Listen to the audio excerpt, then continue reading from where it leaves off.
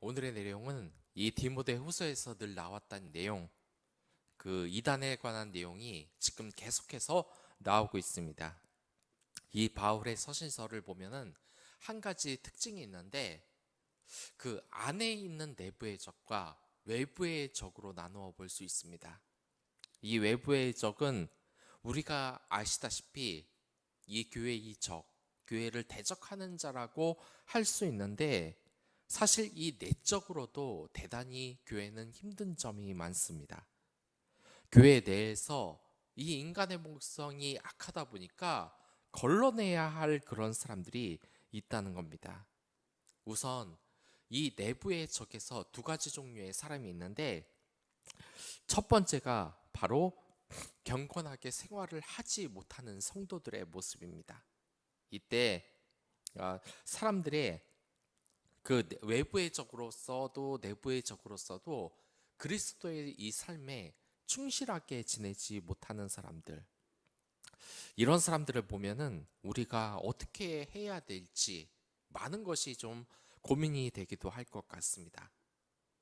저번에도 말씀드렸다시피 예전에는 우리 공동체에서 그런 사람에 대해서 정확히 알지는 못했는데 이게 무서운 점은 여러분들이나 저나 그런 사람이 될 수 있다는 점입니다. 늘 남에 대해서 잘못을 지적하고 이 사람이 뭔가 정상적이지 않다라고 생각을 할 수 있을지는 모르겠지만 그것이 바로 우리 자신이 될 수도 있다는 겁니다. TV에서는 요즘 이 심리 연구가 대단히 활발하게 이루어지고 있습니다. 그래서 정상적인 사고 방식을 갖지 않는 사람들이 우리 사회에 대체 몇 명이나 있을까라고 하는데 의외로 우리의 주변에는 이러한 사람들이 대단히 많습니다. 그리고 무서운 것은 여러분들 자신이 될 수 있고 저도 될 수 있습니다. 보면은 사이코패스, 소시오패스 25명 중에 한 명 정도로 이렇게 이기적이고 자기 자신만 알고 다른 사람들을 함부로 희생시킬 수 있는 사람들도 있기 마련이고 리플리 증후군처럼 이상한 위험한 정신병을 가지고 있는 사람들도 이 세상에는 많다고 합니다. 그러니까 자기가 잘못을 해놓고서 이 잘못을 다른 사람이 했다고 믿는 이러한 사람들, 사실 학명으로서 리플리 증후군이라고 멀리 있는 사람에게만 이러한 말이 통하는 것 같지만 내 자신에게도 그러한 것은 늘 통하는 것입니다. 물론 자기가 잘못을 했으면서 그 잘못한 사실조차 잊어버리고 뻔뻔한 건 사실 쉽지 않지만 우리 자신도 그러한 모습이 늘 있다는 겁니다. 마지막 때에는 이러한 악한 모습들이 점점점 많아진다고 이 바울은 지금 하나님의 말씀을 받아 이야기를 하고 있습니다. 1절로 보면 너는 이것을 알라 말세에 고통하는 때가 이르러라고 하고 있습니다. 특히 이때 사람들이 특징이 뭐냐면 자기를 돈을 자랑하며 교만하며 비방하며 부모님을 거역하며 감사하지 아니하며 거룩하지 아니하며라고 나오고 있는데 이것의 특징이 다 무엇입니까? 결국 하나님의 뜻과 반하게 산다는 것을 지금 말하고 있는 것입니다. 마지막 때에는 이 예수님 하나님의 뜻을 점점 몰랐다가 멸망을 당하는 것이라고 지금 이야기를 하고 있는 것입니다.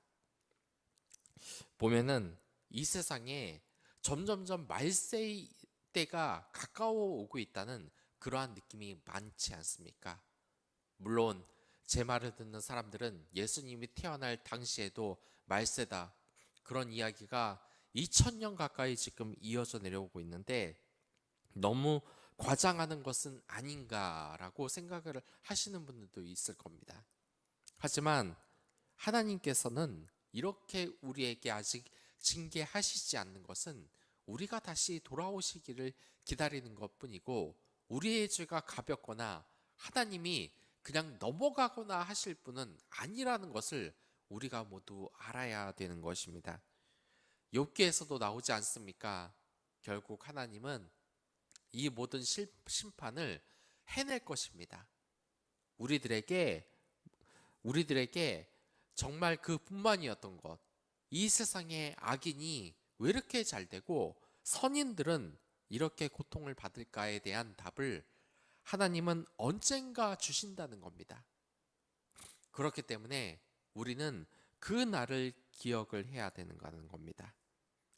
이제 내부의 적도 나오는데 이 내부에서는 6절에서 9절에서 말씀을 하듯이 교활한 이단을 경계하라고 이야기를 하고 있습니다.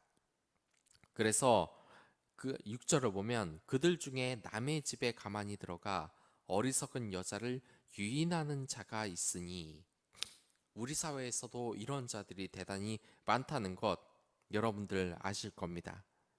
이렇게 항상 그 진리의 진리에 이끌릴 수 없는 사람이라고 7절에 써 있는데, 이 여자들이 진리에 이를 수 없는 이유가 무엇이겠습니까?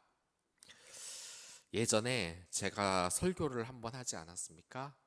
이 북쪽으로 가는 어리석은 이 주인에게서 도착할 장소는 남쪽에 있는데 왜 북쪽으로 가느냐라고 야단을 치자, 상관은 없다. 나는 좋은 마부와 좋은 마차가 있기 때문에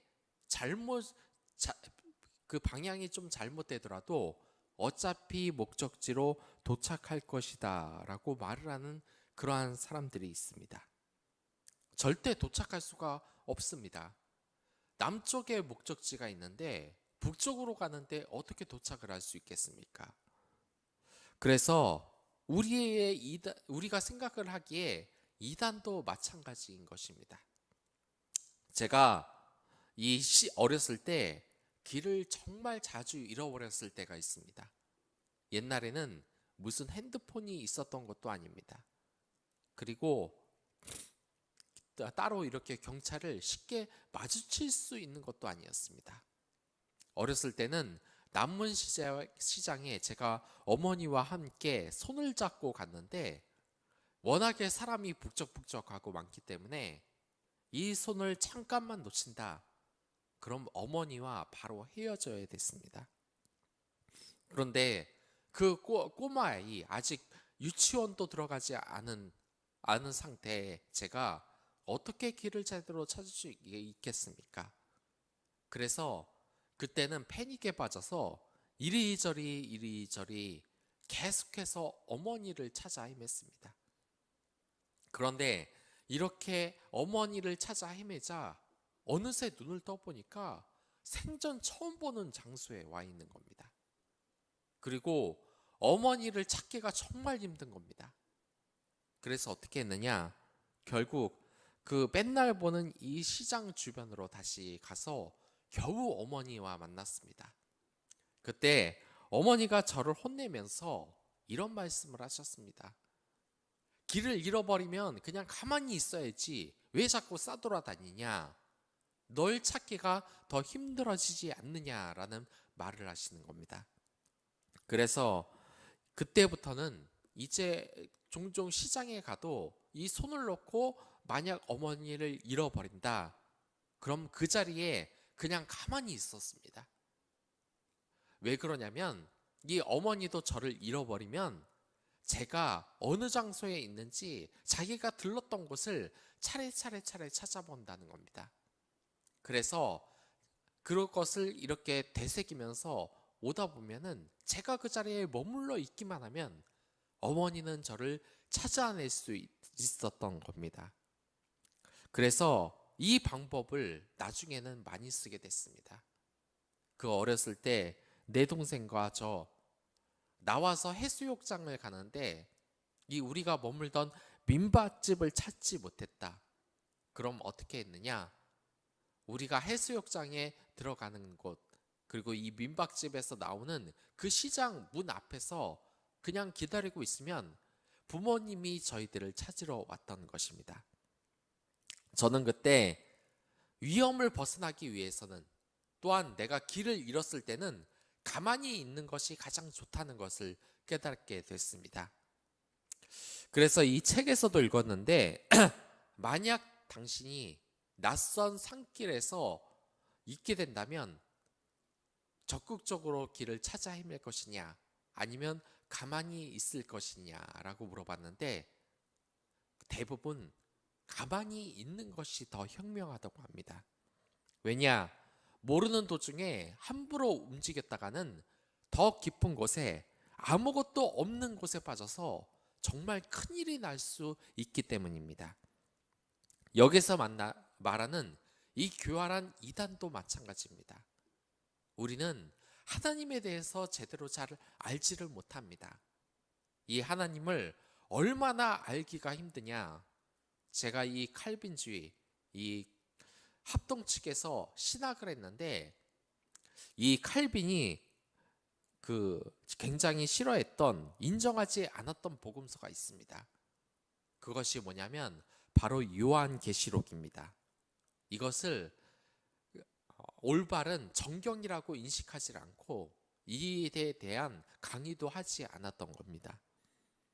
우리가 칼빈주의를 따르는데 여러분들, 이 요한계시록이 정경이 아닙니까? 성경이 아닙니까? 지금 모든 학자들이 이 요한계시록을 정경으로 여기고 연구를 하고 있습니다.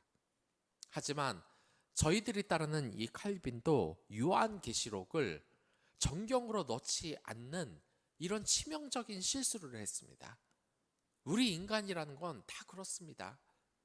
아무리 열심히 하나님의 뜻을 공부하더라도 우리는 실수를 할 수 있는 겁니다. 계속해서 하나님의 뜻을 모르기 때문에 연구를 해야 되는 것입니다. 그래서 최소한의 안정장치로 이 지정된 신학교를 졸업을 해야만 이 교역자가 될 수가 있는 것입니다. 그런데 이러한 교활한 이단들은 어떠냐? 제대로 된 정규 과정, 최소한의 학문을 배우는 것도 아니라 자신들이 성경을 백독을 했다, 독파를 했다 하면서 새로운 교리를 내는 것입니다. 잘 알지도 못하면서 인간의 한계가, 하나님의 뜻을 아는 것을, 그 한계가 있다는 것을 모르고 함부로 이단 사상을 퍼뜨리는 것이 이러한 이단들인 것입니다.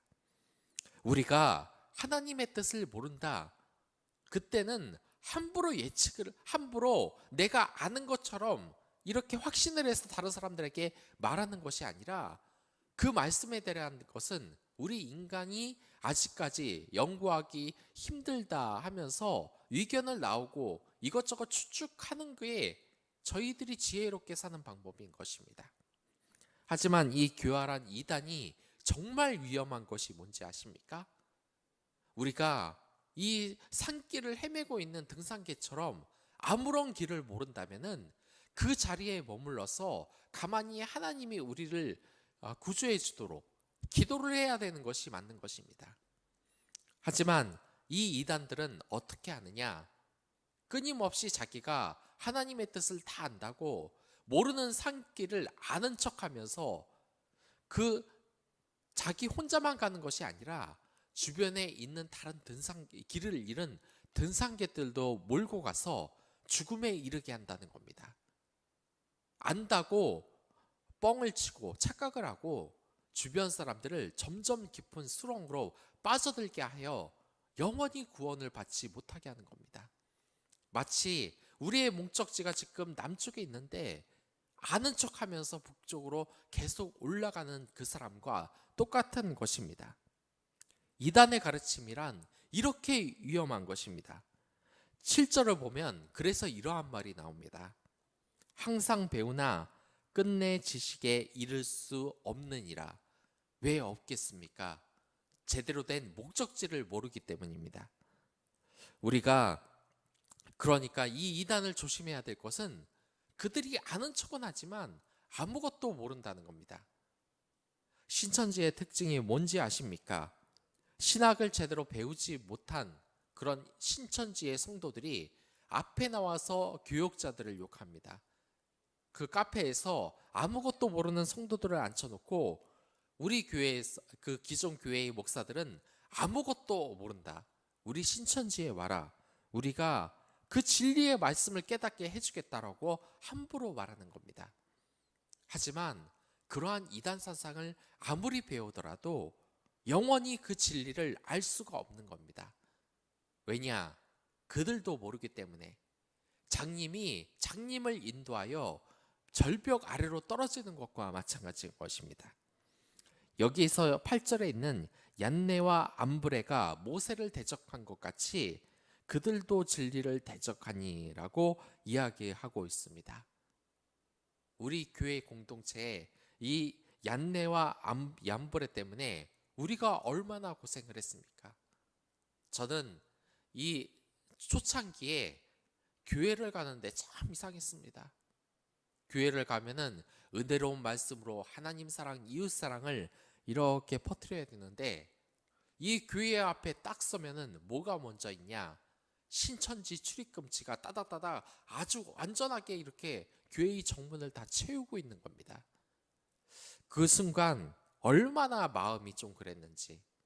우리가 하나님 사랑과 이웃 사랑을 말해야 되는데 들어오자마자 신천지 출입금지 이런 포스터만 잔뜩 붙어 있으니까 이 교회가 은혜가 되지가 못하는 겁니다. 이들은 곧 그 어리석음이 드러나게 돼 있습니다. 이미 저희 교단도 그렇고 다른 교단도 그렇고 이 신천지 교리가 얼마나 허점이 많은지 연구된 자료는 충분히 있습니다. 이미 이성적으로 그들의 그 논리가 옳지 않다는 건 이미 다 밝혀졌습니다. 하지만 그럼에도 무서운 것은 이 사입이라는 것은 결코 이성적으로 설명을 해준다고 그들이 깨닫는 것이 아니라는 겁니다. 어쩌면 여기에서 7절에 나오는 끝내 지식에 이를 수 없느니라라는 말은 이 잘못된 지식을 이미 마음속으로 받아들인 사람들은 이것을 벗어나기가 대단히 힘들다는 말과 똑같은 것입니다. 여러분들 이 신천지에 빠진 사람들에 대해서 방송을 보신 적이 있습니까? 주변의 사람들이 그들의 논리가 얼마나 허술한지 말도 안 되는 소리인지 차근차근 설명을 해준다고 해도 이 신천지 성도들은 전혀 개의치 않습니다. 자신들의 논리가 다 맞다고 생각하는 그 생각을 절대로 버리지 않습니다. 한 몇 밤 며칠 계속 앉아 있어서 이야기를 들어서야만 겨우 그것을 놓게 된다고 합니다. 이단이 이렇게 무서운 것입니다. 잘못된 진리가 이렇게 무서운 것입니다. 그러나 우리가 정말 조심해야 될 것은 이 신천지 이단뿐만이 아닙니다. 아니, 이단은 조심해야 되는데 우리는 이 이단을 하나님의 성경을 들고 다른 진리를 설파하는 사람들만 있다고 생각을 하는 것입니다. 그러나 이단의 범위를 좀 더 넓혀 보시기 바라겠습니다. 이 교회에서 매번 출석은 하나 직장에 가서는 180도 모습이 완전히 변하는 사람들. 죄송하지만 그런 성도님들도 아직 이단에서 벗어난 것이 아닌 것입니다. 목회자라고는 하나 자기 욕심만 채우고 이 성도들은 안중에도 없고 자기 욕심만 차리는 목회자가 있다. 이 사람들, 저를 포함한 그런 목사도 아직 이단 사상에서 벗어난 것이 아닙니다. 교회에 왔는데 이 목사도 엉망인 것처럼 보이고 성도들도 가관이고 이런 교회다. 여러분들과 저가 이 교회를 이단 교회로 만든 책임이 있는 겁니다. 그렇기 때문에 이단 사상에서 벗어나시길 바랍니다. 매일 안 좋은 영화나 또한 음란물이나 이런 것을 보면 저희들의 마음이 피폐해질 수밖에 없습니다. 그러한 나쁜 것을 버리고 성경을 가까이 하십시오. 또한 예수님을 만날 수 있는 이 기도를 먼저 하십시오. 그런 생활을 하지 않는다면 우리의 머리는 이단 사상으로 물들게 됩니다. 북한의 그 많은 주민들이 왜 김일성을 그렇게 김정은을 신처럼 모시겠습니까? 매일 그것만 봐왔기 때문입니다. 그들을 섬기는 그러한 사회에서 맨날 살았기 때문입니다. 이제 우리가 기도와 말씀의 삶으로 돌아와야 됩니다. 우리의 신앙은 결코 그렇게 강하지 않습니다. 이단에 의해서 얼마든지 세뇌가 될 수 있습니다. 그러한 믿음 달라고 다 같이 기도하도록 하겠습니다.